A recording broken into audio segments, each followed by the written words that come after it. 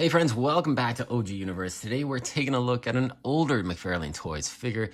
This one is the Mcfarlane Toys DC Multiverse Red Robin Tim Drake from the DC New 52 lineup. So I was looking through some of my figures. I was preparing a video for my new Tim Drake Robin Reborn figure, and I was looking at this guy, and I don't think I've took him out of the package before. He looks very good. Man, I was impressed that this figure doesn't get much notoriety or kind of overlooked. I guess Mcfarlane does pump out a lot of figures, but this one, some very interesting design work, body buck, a lot of interesting factors that went into this Red Robin, and I really do like it. Now, right off the hop here, it doesn't come with a flight stand. Like I said, Mcfarlane figures that do have the capability of flight should have a flight stand just to give that little bit extra value and that oomph when you're displaying it. And it just feels like you're getting a bit more of your money's worth instead of that regular hockey puck that comes with every single freaking figure, pretty much. But yeah, it looks great. I'm gonna take them off the turntable for just a second. So this is the packaging that they had back in the day, when I was a young lad. No, it's a different style.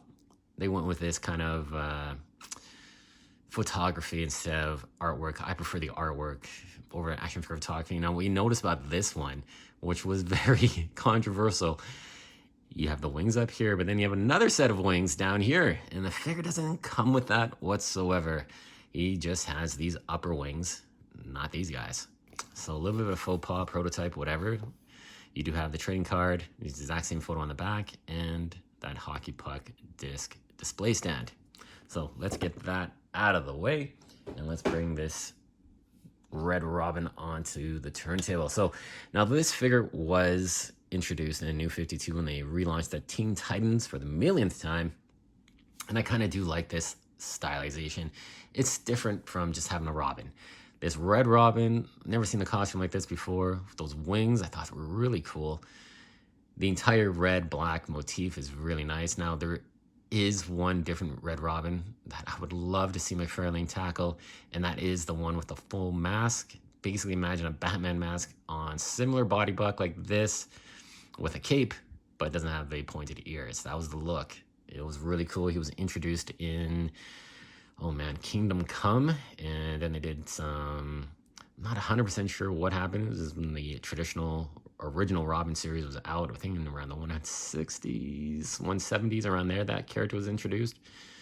I don't know what happened because I don't have those comics, but I remember seeing some of the covers, and it was pretty interesting to see that guy back on comic shelves. But yeah, this figure does have some great stylization. The one thing that might be holding it back a little bit is this dang massive lead pipe bow staff. It is far too big, way too big. A slender, smaller version is definitely what I would prefer for his weaponry, because like, man, this will kill somebody, this massive staff here. But yeah, the figure, let's take him off here for a second. Well, actually, we'll just do a quick 360 here. So as we said earlier in the video, he does have an extra long set of other wings down at the bottom, which I'm glad he doesn't, because it just looks much better like this with the black, the red, smaller tufts there. And yeah, it just looks really cool. So I'm just gonna take him off the display stand, turntable there, on the flight pack. Yeah, it's a really nice figure. He has a great wingspan. These are nice, soft rubber, but not too soft. Has some good, look at this, points of articulation. You can get that all the way up there. Some really dynamic posability. Or if you want to completely tuck them in, you can have that option as well. And it just looks like a regular cape. Now, this isn't removable whatsoever. It is fixed onto the back of the sculpt. Doesn't look like that'll come off. If you try, it'll probably break the figure. You don't want to do that. It's an older figure. You can't go around at the store and pick them up. But I do like the yellow that they used on the chest harness. It looks pretty good. It's just a rubber material on top of the body buck. Got his logo there, armband. He definitely has a Rob Liefeld kind of look to him with all the pouches and straps and stuff like that, you know. But the head sculpt, I love this head sculpt. It is really well done. The windswept hair, that different kind of mask. This would kind of look pretty cool on a Nightwing, I think. Be interesting to see. But the artistic rendition of this figure from Brett Booth, I see it. I definitely see it. He was the artist on that Titans comic from New 52. Looks really well done. Very nice. All the way throughout. Now, it does have a bit more extra paint than sculpted details. Let's put it that way. These are raised here, but this is just painted on. So I wish that was in a maybe a little bit brighter tone like how this is. They don't match 100%. And he does have these different kind of boots, kind of like little pixie boots going on there. All the straps and buckles, they look pretty cool. But yeah, overall, this figure visually is very impressive. I definitely like it a lot.